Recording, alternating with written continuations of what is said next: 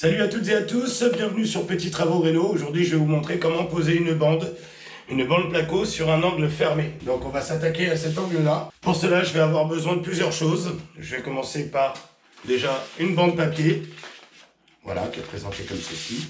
N'hésitez pas à voir les autres vidéos concernant les angles ouverts et concernant les bandes entre deux plaques sur un mur.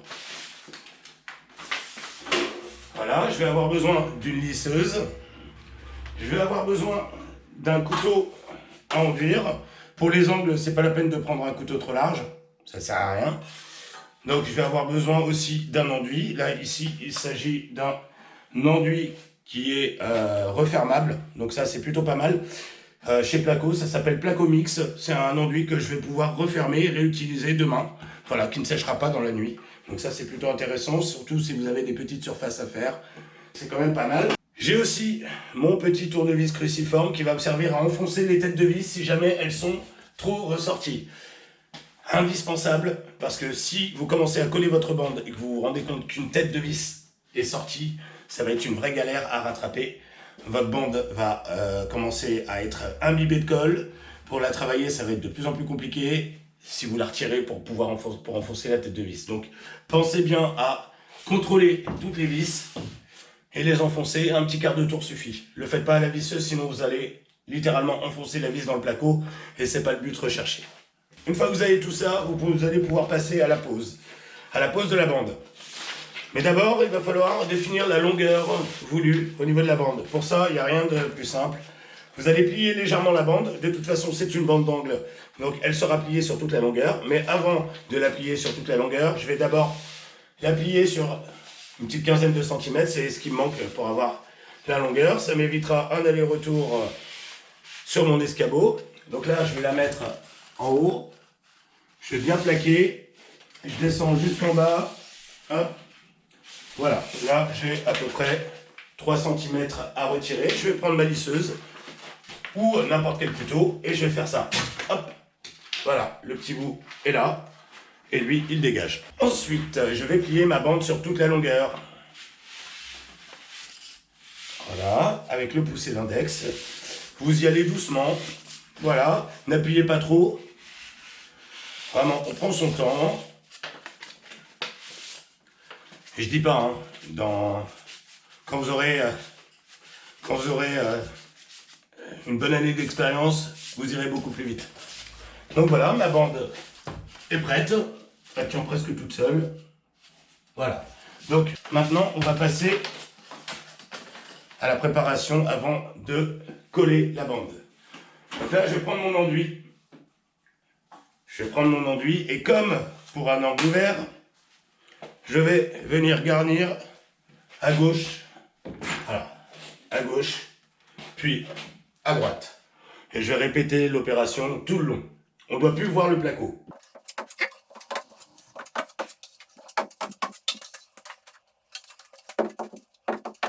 Alors la technique que je vous montre, c'est vraiment une technique de débutant. Les plaquistes, bandeurs ont des techniques bien plus rapides, bien plus efficaces, mais qu'ils ont mis un certain nombre d'années à acquérir.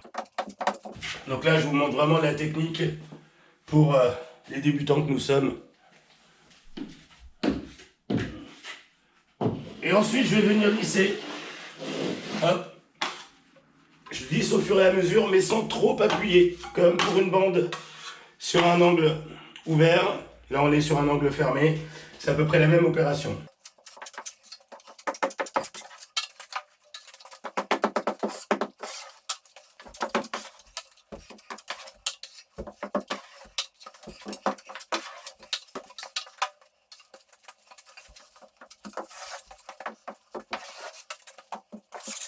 Voilà, j'appuie pas trop au moment où je viens lisser un peu la matière.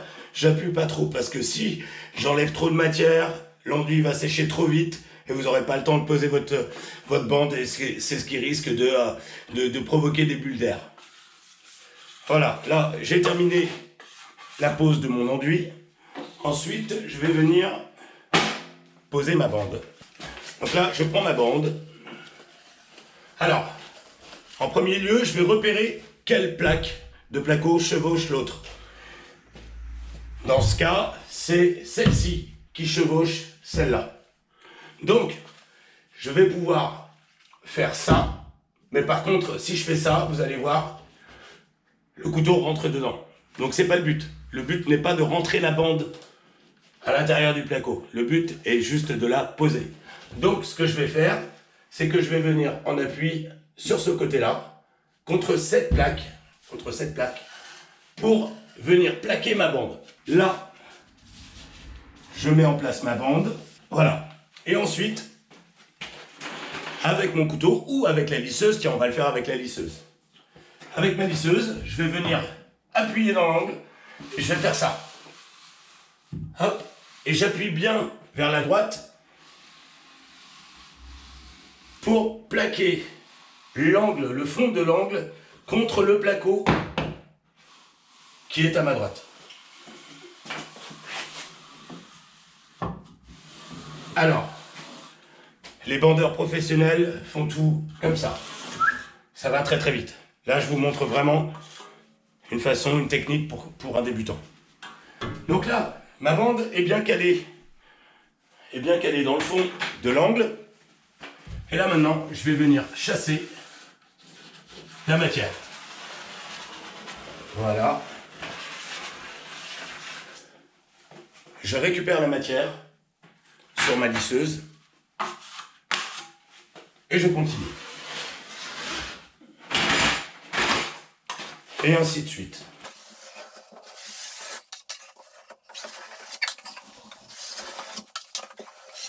Voilà, ce côté-là est bien collé.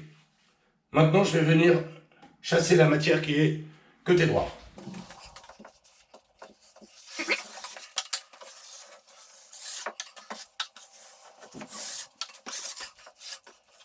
Voilà, là ma bande est collée. Maintenant, je vais charger une première fois, mais par contre, sur une bande sur un angle fermé, on va pouvoir charger que d'un côté. Parce que, je vous explique, si je fais ça, puis ça, vous allez voir, là je vais creuser ici. Donc, ce côté-là, on va le laisser. Vous choisissez le côté que vous avez envie de garnir en premier. On va le laisser de côté. Et on va garnir un seul côté. Et demain, quand ce sera sec, on fera le deuxième.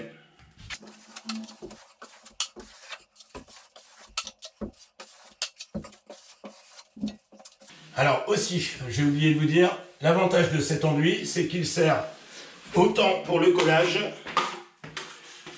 que pour le doublage. Quand je parle de doublage, je parle de deuxième passe d'enduit, qui en temps normal, quand on utilise un enduit de collage, doit se faire avec un produit, avec un grain qui a un grain beaucoup plus fin. Donc ce produit est vraiment parfait pour des petits travaux, pour faire des petits travaux, parce que c'est pas donné, ça cogne un peu en termes de prix. Mais si vous avez juste une petite cloison à faire, c'est parfait. Après, si vous avez 80 plaques à poser, évidemment, on part sur d'autres produits. On part sur des produits qu'on prépare nous-mêmes. Du type GDX, du type PR4, PR2, PR3.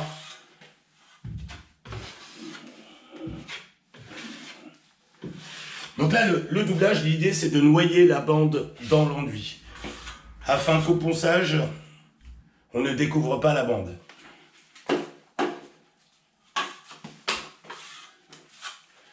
Hop. Et moi, j'ai envie de bien charger, comme ça, je ne vais pas m'embêter. Et à mon avis, ce sera la dernière passe que j'aurai à faire.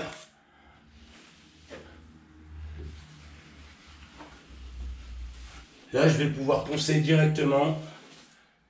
Et normalement, si j'ai bien posé, si j'ai bien fait mon doublage, je ne devrais pas avoir grand chose à faire.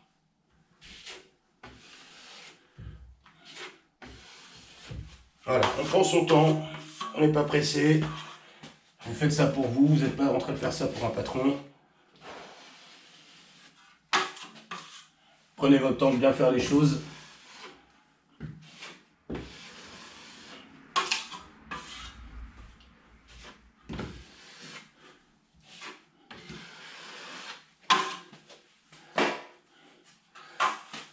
Puis on s'arrête à 5 minutes du sol, et puis on s'arrête à 5 cm du sol. De toute façon, il y aura une plainte qui va être posée, qui va recouvrir le truc. Et surtout, ça évitera que les poussières se collent à votre enduit si vous essayez vraiment de partir du sol.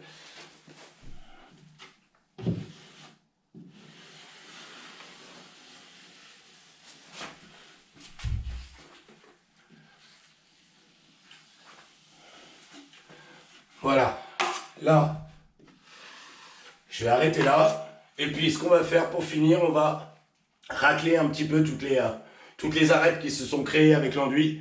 Ce sera, encore une fois, toujours ça de gagner au moment du ponçage. Voilà, là j'ai une petite saleté qui s'est glissée.